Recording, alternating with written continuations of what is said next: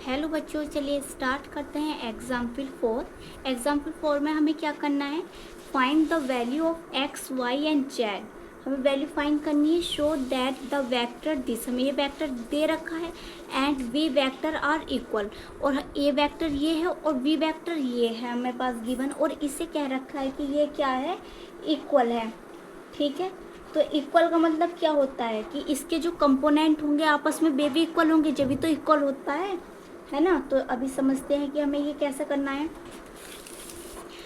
हमारे पास क्या है, ए वेक्टर ये है, बी वेक्टर ये है, और ये वेक्टर क्या कह रखा है कि इक्वल है ना। तो जब ये इक्वल है तो हम इक्वल के लिए क्या लिखेंगे कि since the vector are equal, जब ये वेक्टर इक्वल है तो सो हम क्या कह सकते हैं कि जो a1 है इक्वल टू a2 है। अब a1 क्या है, a1 ये है, a2 ये है, b1 ये है, b2 ये है, और c1 ये है, और c2 ये है। इसका कंपोनेंट क्या होगा, यहाँ 1 होगा, कोऑर्डिनेट 1 ही तो होगा, तो ये होगा।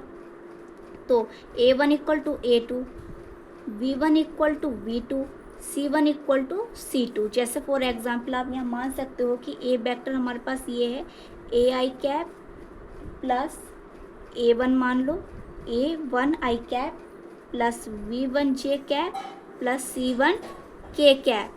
अब वी वेक्टर हमारा ये है, a2 आई कैप प्लस v2 जे कैप और प्लस c2 के कैप। तो इससे आप कंपेयर कर सकते हो। a1 हमारे पास इस वेक्टर में क्या होगा, 1x होगा, है ना, और b1 यहाँ इस वेक्टर में क्या होगा, 2 होगा, और c1 इस वेक्टर में क्या होगा, z होगा। समझ में आई बात। तो यहाँ आप कह सकते हो कि जो x होगा, अगर a1 इक्वल टू a2 करें तो x इक्वल किसके होगा, 2 के होगा। अब यहाँ देखो ये 2 है, ये क्या है, v1 है, v1 किसके इक्वल होगा, y के इक्वल होगा, v2 ये है, तो 2 इक्वल टू y। अब यहाँ जो z जो है वो इक्वल होगा किसके, यहाँ क्या होगा, 1 होगा। तो जो हमारा z है, z क्या है, c1 इक्वल टू 1 के होगा। तो यहाँ से हमारे पास क्या आ गई है, वैल्यू फाइंड हो गई। तो इस तरीके से हमें करना है। अगर हमें दो वेक्टर इक्वल दे रखे होंगे तो उनके, जब दो वेक्टर इक्वल होंगे तो उनका कंपोनेंट भी इक्वल होंगे। इस बात का आपको ध्यान रखना है।